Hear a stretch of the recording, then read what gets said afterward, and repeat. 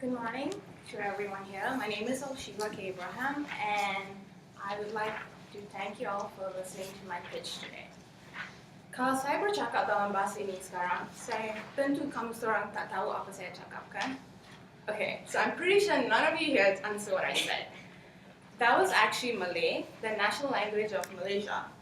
And the confusion you felt back there is probably what the average immigrant today in the United States feels when they are surrounded by English, a language that might be quite foreign for them. So this leads me to what I'm going to talk about today, which is about the immigrants in New York City. I'm sure you've all heard what Alicia Keys knows about New York City, the concrete jungle where dreams are made of, right? But anyone who's been in New York City knows that New York City is what it is today because of the people there. And with 8 million people and counting, that is a lot of people. There are 800 languages that are spoken there, more than any other city in the world. With such diversity in one location, it is really not surprising that in Brooklyn, almost 40% of the population there are foreign-born. But an alarming statistic is that 1 in every 5 people in Brooklyn actually cannot speak English or speak very little of it. Why does this happen exactly? I mean, I know the general immigrant in Brooklyn can probably speak the basic English phrases like, how are you? Can I buy so and so? But their limited control of English really does not accurately represent the amount of years they've spent in the US. I believe this happens is because a lot of them spend a lot of time in just their communities and do not feel the need to learn English because, they don't really need it beyond like the occasional errand. And also another problem is there's a severe lack of effective and convenient teaching resources for individuals who do actually want to learn English. That is where my project Speranza comes into play. Speranza, a direct translation from Italian, actually means hope. And that is a hope that I want to instill to my participants in my program, to know that if they do have a better command of English, they will be able to have a better living standard here in the United States. So I believe that immigrants in the US can be split into 2 categories. The first generation parents and grandparents that come into the US and the children who most probably are already enrolled in the American education system. And here at Speranza, we plan to utilize that unique dynamic between the children and the parents.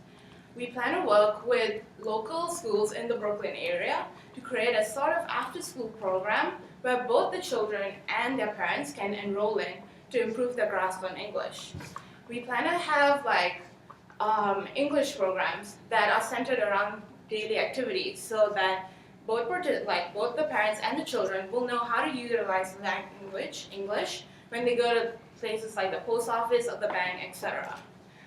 Our fundamental goal throughout all our projects is to make sure that these participants understand the necessity of English in their lives and know that if they have a better grasp on English, they will be able to improve their living standard here.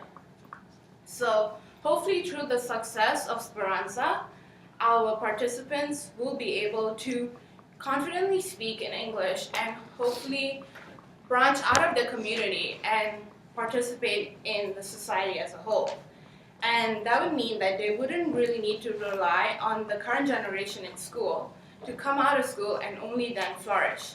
That would mean that they would be able to come out of their cycle of poverty faster and make a better living for themselves. But most importantly, they would be able, with their good grasp on English, they would be able to communicate confidently and effectively with everyone around them. Ladies and gentlemen, it is true what they say. If you don't know the language, you're never going to feel like you belong in the country. So with Speranza, we hope to give people the power of English so all these immigrants who have traveled from far and wide will be able to truly call the United States their home. Thank you. Hi, I'm Emily with Johns Hopkins University. 60 years ago, Camden, New Jersey was an industrial giant, home to RCA Victor, New York Shipbuilding Corporation, and Campbell Soup. Now it is ranked the 3rd most dangerous city in the United States with an unemployment rate of 16.6%. When these industries moved out, Camden entered a cycle of urban decay. In order to help mitigate the damage, the state of New Jersey approved a $175 million recovery package to save the city in 2002. But due to political corruption, only about 5% has actually been used to fight crime, improve schools, or provide jobs in Camden. I believe that this shows two very important things. First, we see that money alone is not going to fix the deeply rooted problems in Camden. The second thing this demonstrates is that the local government isn't going to help fix Camden either. We need to look at the problem through a different lens and consider the disheartened, discouraged people who live there. I think we need to approach poverty, unemployment, and violence through education. Camden has a 70% high school dropout rate, and only 13% of students can pass New Jersey State proficiency exam in math. When students drop out of high school, they are at a disadvantage in the job market, and many either turn to the drug trade, Camden's only thriving industry, or they remain unemployed. Father Michael Doyle is a priest at Sacred Heart Church in Camden, and he has witnessed poverty and struggle for the last 40 years. He described a very interesting phenomenon that results from this unemployment. He points out that today's youth knows that they are poor, a point constantly emphasized by television. These children witness people who live in luxury while they are fighting to survive, and this can create a self-destructive anger. They feel like they can't do anything to improve their situations because they can't get jobs, or if they do find one, it's not one that pays as much as if they had a high school diploma. This problem is important because the situation in Camden continues to worsen with unemployment and violence on the rise. Traditional methods haven't worked, so it's time to try something new and help give these people the hope they so desperately need.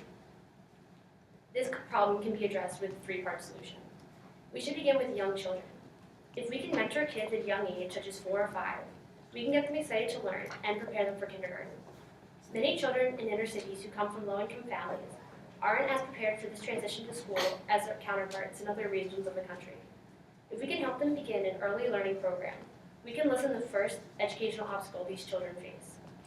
The mentors can initially be volunteers from nearby institutions such as Rutgers Camden, but the ultimate goal would be to transition to high school students in Camden high schools, acting as the mentors. This would benefit both the mentors and the children that they help. The young children would see that it is possible to reach high school and graduate despite the difficulties they face in their environment. And the mentors would find that purpose as well as a sense of responsibility that they seem to be lacking. Additionally, these high school students may need help escaping the cycle of poverty. They may not know many people who have graduated with a high school degree, and therefore they may not know how to approach the end of their high school careers. We can get volunteers, again from nearby institutions, to come into the classroom to provide guidance. I recognize that not everyone wants to pursue higher education, but we can get people to help guide students through the college application process or help them to create resumes and prep them for job interviews so that they can make a living doing something other than dealing drugs. These volunteers would come in during the school day, so we do not interfere with the students' commitments outside of the classroom. Finally, we can't forget about the kids between when they enter kindergarten and when they enter high school.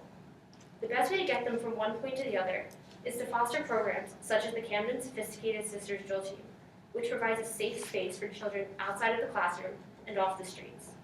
We could even start sports like football or boxing that will help students get out their self-destructive anger and aggression, and that will help teach them dedication. Camden is 9.52 miles from my hometown. We've driven through it my whole life to get to places like the aquarium.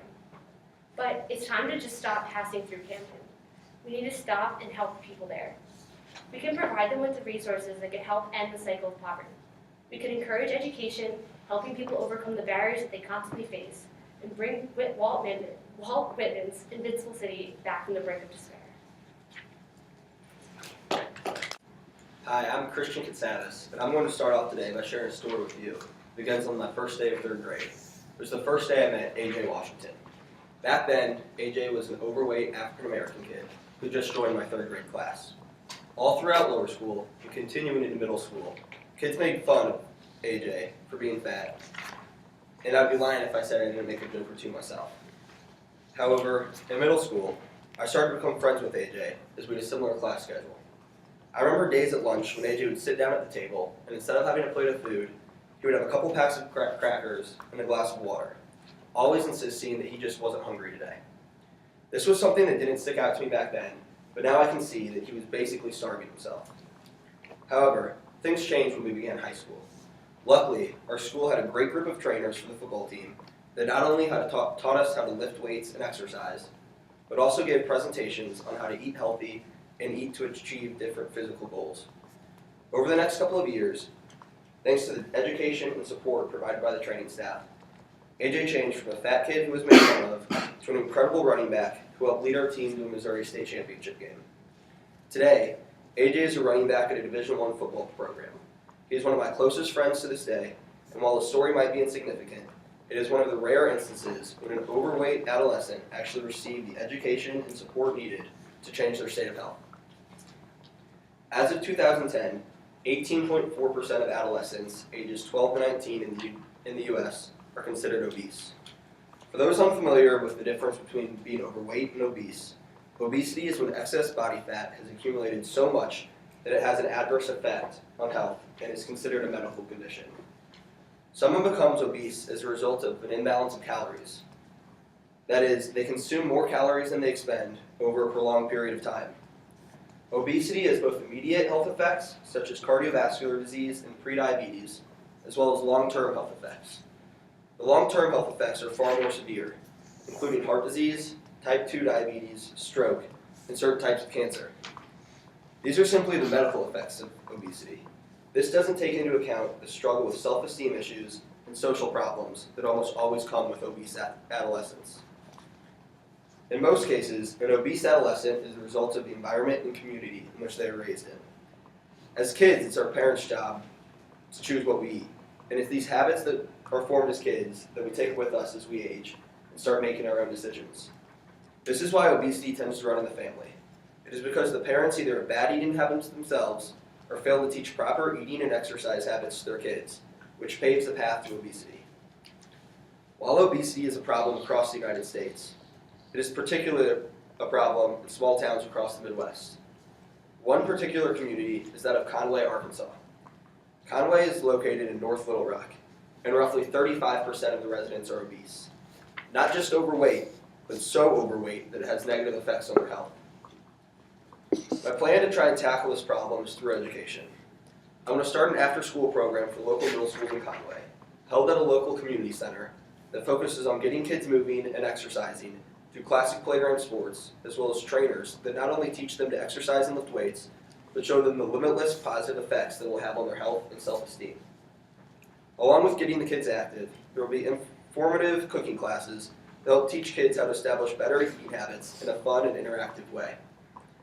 In conjunction to working with the kids, the program would also have informative presentations and interactive meetings on weekends designed to educate parents on how to help their kids adopt a healthy lifestyle.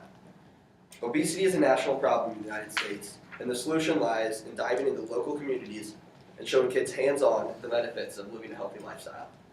Thank you.